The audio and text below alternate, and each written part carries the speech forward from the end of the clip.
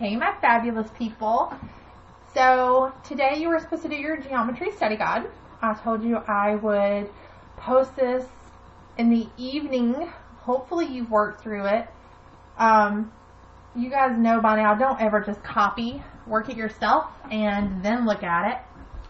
So I've just went ahead and done the answer key, and I'm going to go over it with you. So feel free to pause, back it up, fast forward, whatever you need. Number 1, find the area of the rectangle.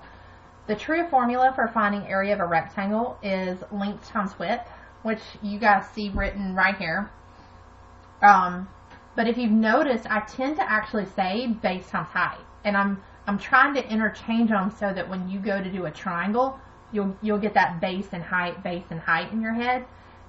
So here I have 14 and 8. Once I multiply the two together, I get a product of 112 centimeters squared. Now, if you do go through and you just decide to circle all the answers, hey, good for you. However, if you don't know how to solve it, you're not going to do very well in the test. And you do get to use this on your test. You also get to use your notebook, so play it smart. Copy all this down, okay? Number 2, Mr. Pass decided to sow his yard in grass. Good luck with getting that to grow with all this rain, Mr. Pass. In order to do so, he needs to know the area of his backyard. So luckily for Mr. Pass, it looks like his backyard is kind of comprised of 2 rectangles, which is not what most backyards look like. I'm not sure about you guys, but mine does not look like that. It would be one weird shape.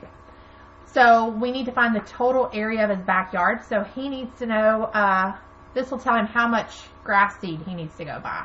So what I did is I decided to split these vertically. And I split them here, but when I did, I was left with missing this little side right here. I didn't know the dimension. But I did know that, and I'm going to just take my yellow to go over it. I did know that this entire length is 9. So this 5 plus this number would give me 9. So I just did 9 minus 5 to figure out, hey, that's 4. So I have 4 by 4 there on the left, which is 16, not 8, 16. And then 12 by 5 on the right. 12 times 5 is 60. When I add the two together to get the total, I get 76 square feet. Now, if you split it horizontally, you should have still gotten the same thing, except you would have had to have done 12 minus 4 to get 8 here, and then 8 by 5 is 40, and then down here you had 9 by 4, which is 36. So you should have still gotten the same thing. Alright, those of you who joined me during the live chat, you already have this, but I'm going to go over it for those of you who did not make it.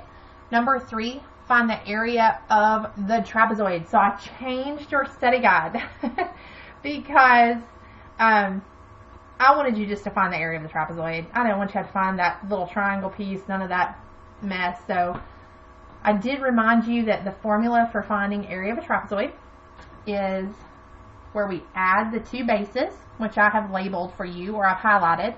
Remember, the 2 bases are parallel to each other. So they're parallel. Parallel is where lines do not intersect, okay? And so once we add those, we multiply them by the height. The 7 over here, he's our height. That's why I have that H underneath him. And this 6 over here, he's just the slant height. He is irrelevant. He's there to throw you off, and don't you let him do that, okay? He's pretty good at it. So I added 12 and 7 together. I got 19. And then the product of 19 and 7 is 133. But it's a trapezoid. Now guys, a trapezoid is actually, I am so sorry about all that noise. A trapezoid is actually like half of a parallelogram or a rectangle of sorts. So due to that, we've got to take half of it. So once we take half, we get 66.5 inches squared. And since I changed the directions, hey, none of these are the answers. So those of you who didn't join me for the live chat, you're like, what? Okay. On number 4, find the area of the Pentagon. It does say Pentagon, but this is not really a pentagon because of these two little jut-ins right there. I did throw in round to the nearest square inch, even though it says centimeters. Guys, this is like error-a-palooza on this thing. Please ignore that. Oh my goodness. But it is driving me crazy. Those of you who know me, you know this is driving me batty. So this problem was actually in one of your weekly homeworks. I think it was 3.9. And I took and I separated this into the two shapes I can see. Got a rectangle, got a triangle. The first one I would choose to solve is the area of the rectangle because, let's face it, they're always easier to solve than the triangle. So my rectangle down here has a base or a length of 10 and a height of 8. So 10 times 8 is 80, so I've got that. I am so sorry about these noises. I forgot to turn this off. What was I thinking? And then the height and the base of the triangle. This is where things get tricky. So since the base or the length of the rectangle is 10, we've got to figure out the base of our triangle. And this is how I did that. This whole thing's 10, right? So 2 plus 2, that gets me to 4. So I'm at 4. If I add 6 more to that, now I'm at 10. So the base of the triangle is 6. Now let's talk about how I got the height of the triangle. The height of the entire shape, which you see right here, I wrote it out right here, is 18. The whole thing's 18. Well, this section is 8. Therefore, this section must be 10, because 10 plus 8 gives me 18. So now that I have the height and I have the base of the triangle, I did 10 times 6 divided by 2. Triangle's half of a rectangle. Don't forget, divide by 2. So when I add 80 and 30, the total of 80 and 30 gives me 110 inches squared. Number 5 and number 6. Number 5 deals with volume. Find the volume of the rectangular prism in inches, not centimeters. Again, error-a-palooza. So the volume formula is volume equals length times width times height. And I'm given the length, I'm given the width, and I'm given the height. I've just got to multiply them all three together. We do have that 1 as our whole number. Don't let him throw you off. You can put 1 over 1 if it makes you feel better just to see a numerator and a denominator. It's not going to change anything. So I've got to multiply my numerators first. The product of 4 and 2 and 1 is 8. And then multiply my denominators next. Product of 3 and 3 and 1 is 9. I'll look to see, can I simplify or do I need to? No, I can't simplify that. Therefore, the answer is 8, not inches cubed. Cubed, because it's volume. Volume is cubic. It's three-dimensional. It's how many cubes it took to fill that shape up. All right, number 6. The net shown folds to form a rectangular prism. Now, this one's pretty colorful. And if you're looking at your notes, or if you look at your notes, you guys will see that when we laid the net of a rectangular prism out, I did color code things. Because if this were a box and I decided to fold it up, the back and the front of the box are identical. And I can see that is 12 by 3. That's a 3. You should be able to see it good on your paper. Each one of these are the same because the front and the back of the box have to be the same in order to form this box. The same holds true about the bottom and the top of the box. They have to be the exact same dimensions. And so I found them by this right here. See that 12? He goes with every one of these. They're all 12 all the way around this box. Here it is. All the way around this box, they're all 12. So he's a 12 by, I just had to figure out this little side here. And boom, there he is. He goes all the way across here, okay? So the bottom and the top are identical. And then the two little sides are identical. And these are those elbows I keep talking about in the videos. Not your actual elbows, but the elbows of the box where when it's unfolded and you fold it back up, it forms those elbows, okay? So once I multiply the length and the width of each one of these to find their dimensions, I have 36, 60, 36, 60, 15, and 15. I add them all together. I get 222 centimeters squared. Flip the paper over. I'm going to zoom this out a little bit. Alright, number 7 and number 8. Number 7, I know this guy is a prism, and I know that because all these are the sides. A prism has sides that are made from rectangles, unlike a pyramid whose sides are made from triangles. And the bases of this prism has 6 sides, which tells me it is a hexagon, a hexagonal prism. Number 8. What is the surface area of an ice cube that has 2 centimeter sides? So the best way to see this is to unfold this cube and look at the net of it. It kind of looks like a cross. And the biggest thing to remember is that each face is the same. If they're all a square and this is 2, this is 2. So 2 times 2 is 4. But every single one of them are 4, okay? Which means 6 of them are 4. 4 added to itself 6 times is 24. Or shortcut, hello, 6 times 4, 24. Number 9. I kind of threw in number 9 just for like a little freebie. Let's have something easy. Rectangle PQRS, which is not on yours, you'll have to draw it on there, will be drawn on the coordinate grid. Where should point S be located? This is the only spot for it, but remember, we do our x-axis, then our y. So we have to go left to -3, jump up to +3. -3, +3. Don't get those flipped around. Number 10, Susan made the following 3D figure from a net. What is the 3D shape? Well, I know it's a pyramid because it meets at this one central vertex right there. And I look at the bottom, that's either a square or a rectangle. So I went ahead and eliminated prism. I know the base is not a triangle, therefore the answer is D, a square pyramid or a square-based pyramid. Number 11, this little guy. He's a trickster. I'm going to cover up 12 so you don't get distracted, because I know some of you will get distracted.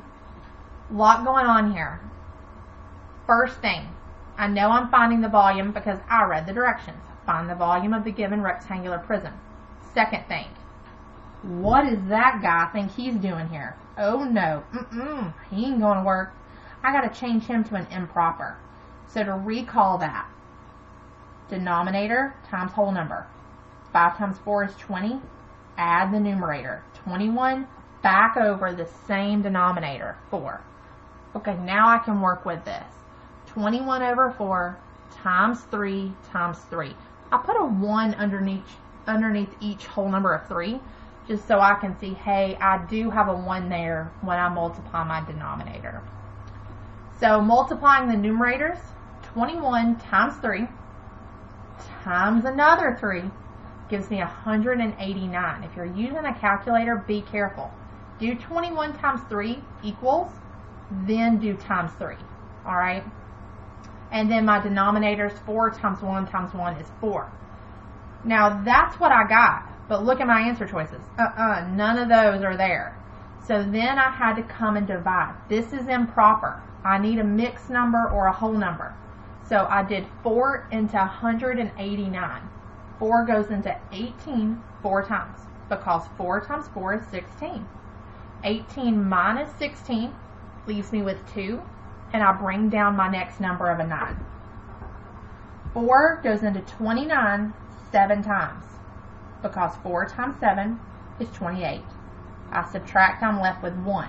47 is my whole number, but I have 2 of those. That's why I eliminated B and D.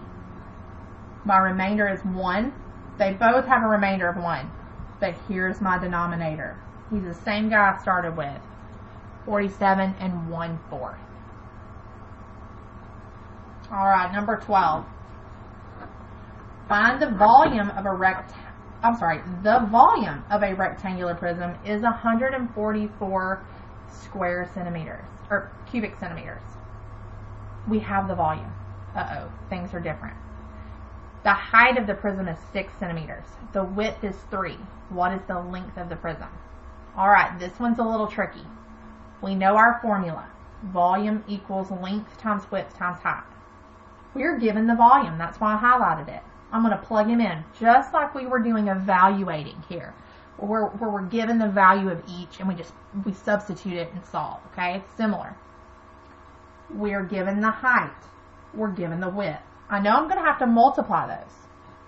So this is what I'm looking at. 6 times 3 times some number gives me 144. Now it's multiple choice, so you want to play it smart. Just plug in answers and see which one gives you 144. You could do 6 times 3 times 12. Is that 144? 6 times 3 times 7. Is that 144? 6 times 3 times 8. Is that 144? 6 times 3 times 10. Is that 144? However, I worked it out like an equation. 6 times 3 is 18. 18 times some number gives me 144. Just like an equation, my goal is to get that unknown, that letter L for length, all by itself. So I divided both sides by 18, and it turns out the length is 8. Number 13.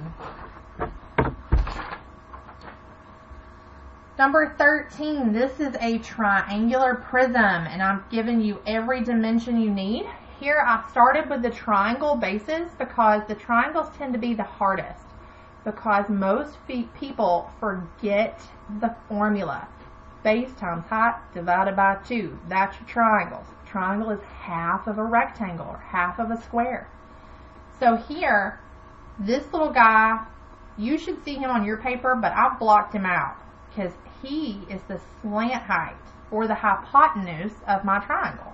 I don't need him to work the triangle. He's there to throw you off or to tell you that this right here is 5. That's also the side of this rectangle. So the base and the height of the triangle are 4 and 3. So I needed to do 4 times 3 is 12, and 12 divided by 2 is 6. Each triangle is the same. They're both 6. Then I'm going to start working on the area of each rectangle. They're different. This is a scalene triangle. It's a right triangle and a scalene, where all 3 sides are different. Therefore, all 3 rectangular sides are going to be different. They'll all have the same length of 3, but they all have different widths because of that triangle. So the one on the left is a 4 by 3. He was the most obvious. So he's 12. The one in the middle is a 3 by, here it is. Boom, 3. 3 times 3 is 9. That tells me he's a square. And then over here it's a 5 by 3. All of these were 3. And that's 15. And then I just need to add them all up. And I get 48 centimeters squared. And last but not least, number 14. These dimensions were super hard to read on your handout, and I am so sorry about that. This is a 3, and this is an 8, okay? Here, just because it's easy, I'd probably just do the square first. I know he's a square because I'm only given one length of, or one side length. Therefore, I assume he is a square. Plus, it says a square-based pyramid. So, to find his base, 3 times 3 is 9. Now I got to look at the triangles. Base times height divided by 2. So, I've got a height of 8.